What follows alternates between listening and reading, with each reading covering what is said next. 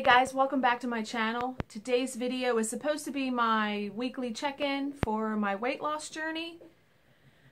I'm still going to talk about it. It is like 3 hours later than I normally film, and you can see I'm not in my bathroom. Today's President's Day. My husband's home.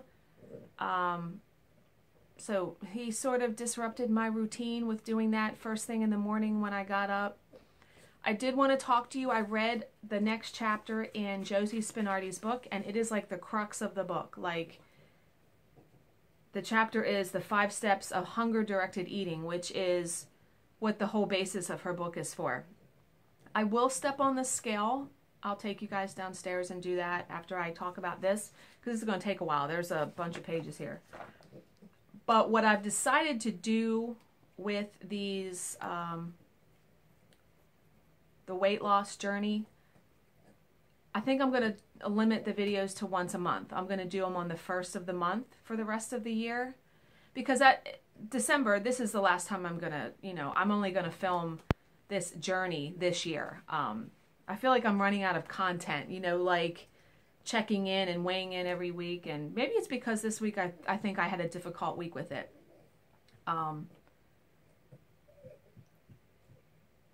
I did okay, but still, when I go through these steps, step 1 of this, okay, let's just get right into it. Let me just get into it. So, step 1, for her, it's 5 steps of hunger-directed eating, which is the whole reason, not the whole reason, but the whole basis of her saying that you can eat whatever you want and lose weight, meaning any type of food. So, step 1, which is the hardest step ever for me, eat when you're physically hungry. Here's a good example. Last night, I have a routine, and I think we all do. My husband goes to bed about 8 o'clock, 9 o'clock some nights. I will stay up. That's when I stitch normally. I will stay up until probably, I don't know, sometimes midnight, stitching, and then I like to read before I go to bed. Sometimes I'll stop stitching like 11 o'clock or 10:30, depending on what I've done or whatever. But then I usually like to read. And when I read, I like to have a snack. So it's about breaking that habit or finding a healthier alternative maybe. Or just not eating as much when I eat the snack. Like last night I had big Cheez-Its. I didn't eat a ton, but I also wasn't like, oh my God, I'm hungry. Really, if I was following that step, I should have eaten nothing because I wasn't hungry. So the hardest step, that's the hardest one. And in the section of the book, she says, how do you currently decide when to eat? When you smell popcorn from the office microwave, when you get home from work, when your show goes to a commercial, when you go to read every night like I do. She says, you're about to swap these kinds of external eating triggers for your body's built-in slimming system. I'll show you how to easily recognize and respond to your true hunger signals. I think we all know, though, for me, it is when my stomach is growling. That's the first sign of me being really, truly hungry. Oh, our propane company is here to deliver. Yay, that's going to be about a $400 bill. Boy. Great. Okay. What is he doing? He's backing up and going forward and backing up and go. Okay, hopefully my husband... What the... Fabulous. Okay, so step 2 then is eat what you really, really want. That can be troublesome too, like to figure out what you really, really want to eat. And do you have it in your house? She says, so you're physically hungry. Now comes the fun part. No longer will you have to suffer pangs of order envy from looking longingly across the restaurant table at your naturally thin friend's real food. Now you get to eat what you really want also. And then step 3 is sit down, be present, and thoroughly enjoy what you're eating. All of these steps are fantastic, and they definitely would get you to what your body probably should weigh, they're hard to put into practice. They really are. Not all the time. Sometimes I feel like I really master these steps, but sometimes I don't. So step 3, sit down, be present, thoroughly enjoy what you're eating. She says, we've all been there, numbing out in front of the fridge or the TV, shoveling food into our mouths by the handful, straight out of the container or bag. Absolutely. I've polished off a whole bag of chips without even realizing it. She says, we scarcely even realized that we were eating, let alone actually tasting and enjoying what we were eating. She says, in this step, you'll learn the small, incredibly doable tweaks that automatically slow you down and pop you back into the present moment so you can savor and extract every last bit of pleasure from each of your eating experiences, which is vital because she makes a good point. It's much easier to stop eating when you actually feel satisfied with what you're eating and how much you have. Okay, so step 4. Stop eating when you feel comfortably satisfied.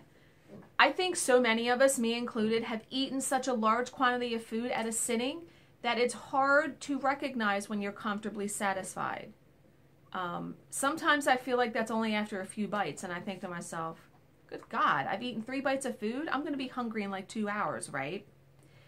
She says, okay, this may sound far easier said than done at this point, but you'll discover the 2 keys that make it a relative cinch to push any food away once you start feeling full without willpower. So I'm guessing the next couple chapters of this book delve into these steps. And then step 5, the last step, check in and notice how the food makes you feel. She says, are you so in your head about what you last ate, feeling relieved if it was a salad? Because let's face it, if we eat something that we consider healthy, like fruit, or vegetables or something, we feel like, yeah, we did it. Like we ate something really, really good. We're good. And she said, and you feel guilt-ridden if it wasn't, like a junk food, right? She says that you forgot to check in and see how the food actually makes you feel.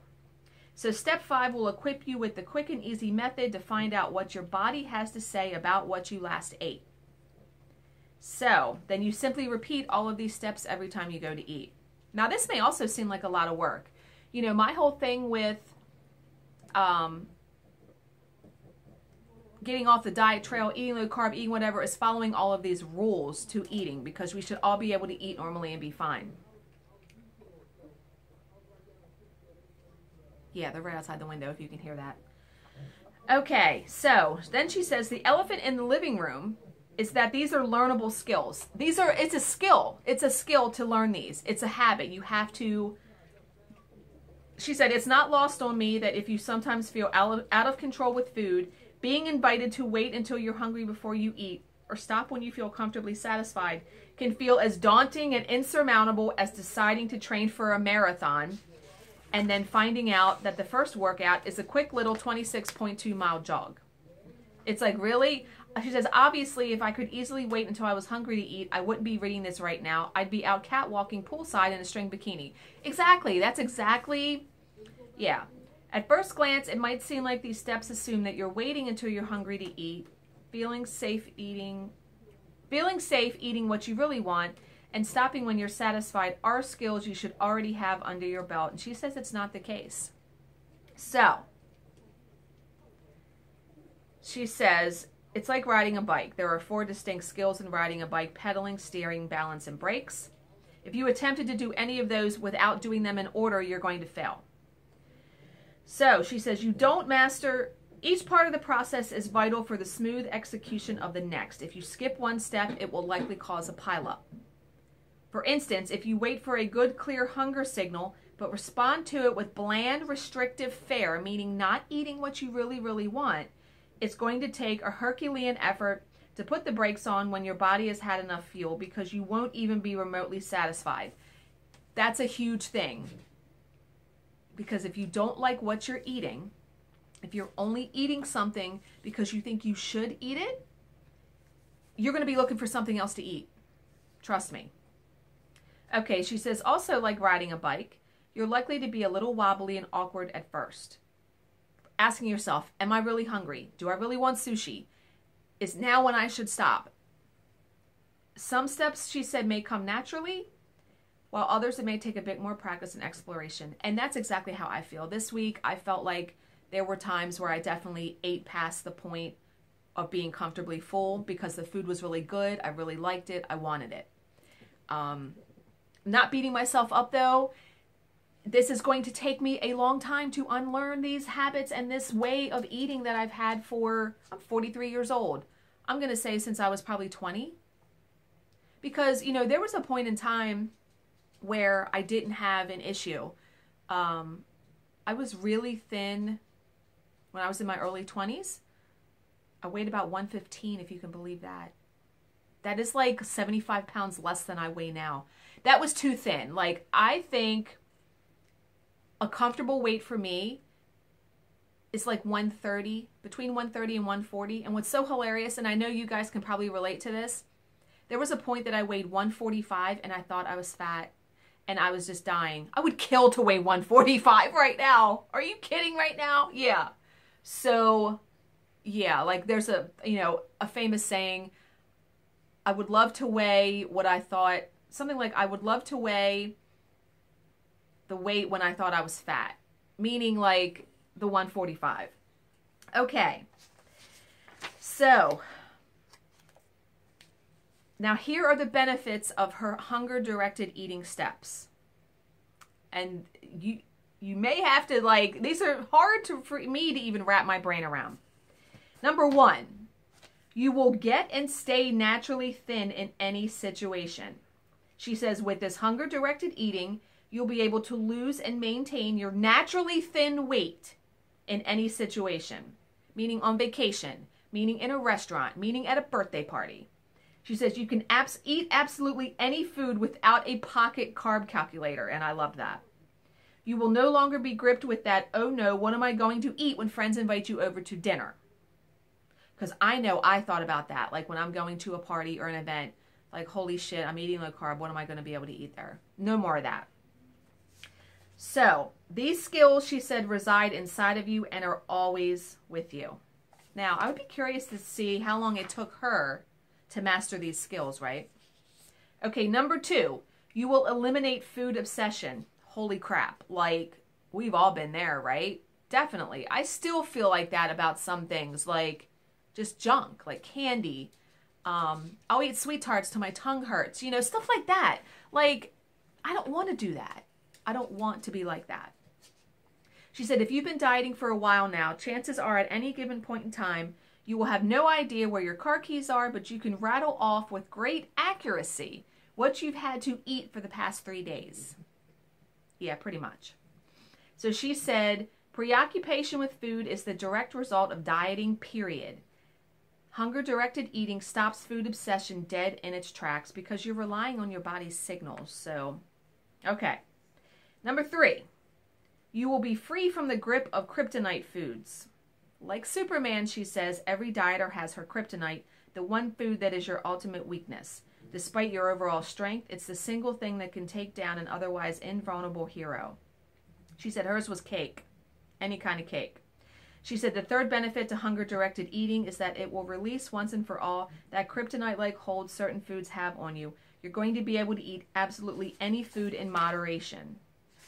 And, you know, yeah, I mean, I have felt at times that I've been like addicted to carbs and junk and stuff because, so last summer, was it last summer? No, not when I was sick. It was the summer before that. I decided I was going to do low carb. And I had lost about 15 pounds on it, and I felt like I was doing really good. I felt good. I felt like I was mastering it. And then we went across the street to a neighbor's house on 4th of July for a party. And I had some alcohol, which probably didn't help matters because if I drink a little bit too much or to excess, you know, my rational thinking of eating out the window. So I had some drinks, was feeling pretty good. And she had like macaroni and cheese or something that I had not been eating for like 2 months. And I put some on my plate. And as soon as I had that in my mouth, it was like all bets were off. I filled my plate with junk, ate a whole bunch of crap. And instead of just thinking, okay, I'm just going to chalk that up to whatever and just move on, it totally derailed what I was doing and I was off low carb. So, yeah, I just don't want to be like that anymore. Whoops, sorry, I didn't mean to, I kicked the table. Yeah, I don't want to feel like that anymore. Okay. Number 4. You will replace feeling out of control with a sense of food mastery and confidence. She says, how's your current self-trust level with food? Does the mention of going to a baseball game grip you with fear of being confronted with nachos, hot dogs, and beer? Yeah, I mean, I like soft pretzels. I like all that stuff. I love eating. Food is fun. It's fun to eat good food when you go somewhere. Food is a huge part of our society, so we just need to learn how to navigate it. That's basically what it is. Okay, and then number 5, she says you'll be able to stay and get and stay thin without deprivation. She says fitting into that little black dress without deprivation is nice and makes the process much more enjoyable, but it is vital because the research is conclusive that deprivation leads directly to binging. So, this book's goal, she says, is to teach you the skills that naturally thin eaters don't even realize they use. I'm trying to think if I know a naturally thin person. Oh my God, I do. My neighbor that cross stitches. She is really thin. I want to say she's also shorter than me. I would say she's like 5'2" or 5'3". I'm 5'5". She's a twig. And she was bitching one time over here about she had to gain weight. And I said, get the fuck out of here with that. Don't come in my house and say that. Are you kidding? No. Yeah, but I've known her for 10 years now and never seen her overweight. Okay, so here's questions and answers that, did I skip a page? Wait a minute, yeah. Okay, here's a question she said that someone asked that's a very popular question. What if my body isn't programmed to be lean? I think we've been programmed to think that some people's bodies just aren't meant to be like that. She said, your body wants to be thin more than you do, I promise. She said, constantly being at war is exhausting. Constantly being at war with your own body is debilitating. It is exhausting. Truly. She says, your body actually wants to be lean. It functions better without excess fat taxing its systems. Leanness is your body's natural and preferred state. And our bodies are really smart. You know, when you get a cut and your body heals it, I mean, you haven't done anything. So I think our bodies are trying to constantly fight our efforts at dieting and all of that. Okay, so how you will be losing weight. She says, beware of focusing on numbers. She says, I am not a proponent of focusing on or counting calories. And I haven't been doing that. I don't even look at labels anymore. I really don't. So she says the only way to lose weight is to burn more fuel than you consume, period.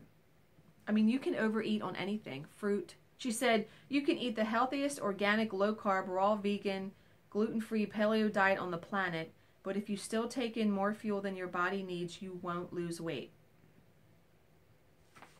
Yeah. And here was one of my favorite parts. Your body has an ideal naturally thin weight even if you've never known or experienced it. She says when you start eating like a naturally thin eater, you will be eating the amount and types of food that you would at your effortless, joyful, peaceful, naturally thin weight. And, you know, that's the last page that I've read so far. I know what it's like to be thin. I don't remember what that feels like though, because it's been 20 years. I would like to feel that one more time in my lifetime. I would like to feel what it's like to just be thin. I don't wear shorts in the summer because I don't like the way my legs look. Plus, well, it's not only that. I hate summer. Oh, I'm dreading I like spring, but it feels like we have spring for like a minute. But yeah, I would like to be thin one more time in my lifetime. I would just like to not have to feel, ugh. Do you know what I mean? Okay, so that's all I have to talk about as far as the book. On March 1st, I'm going to do another video, another check-in, because I'm going to do it on the 1st of every month. So I'll talk about hopefully one of these steps as I continue to read the book. I'll discuss it. So I'm going to flip the camera around. I'm going to actually get in the pajamas that I normally am in when I weigh myself. And I'm going to step on the scale and we're going to see what's what. I have no clue what it's going to read. So I will see you Okay, guys. I just realized I have my flash on. Oh, well. All right, so I changed into like the pajamas I normally have, you know, the thin ones. And I'm going to step on the scale and we're going to see what's what. Before I do, I think last week it was 190.2. I forgot to look in my journal. $191.6. Yay! Yeah. So actually gained like a pound, 1.4. I had coffee this morning. Like I said, it wasn't like a true, but like I said, I ate a bunch of stuff yesterday. And yeah, I think it's going to be better if I do these once a month. That way you will really be able to tell what's going on. And like I said, for me, the scale's arbitrary at this point anyway. Because if I can get my head wrapped around the stuff I talked about in the clip before this, the weight will come off, no doubt. I'll feel better. Okay, guys, I'll see you on March 1st.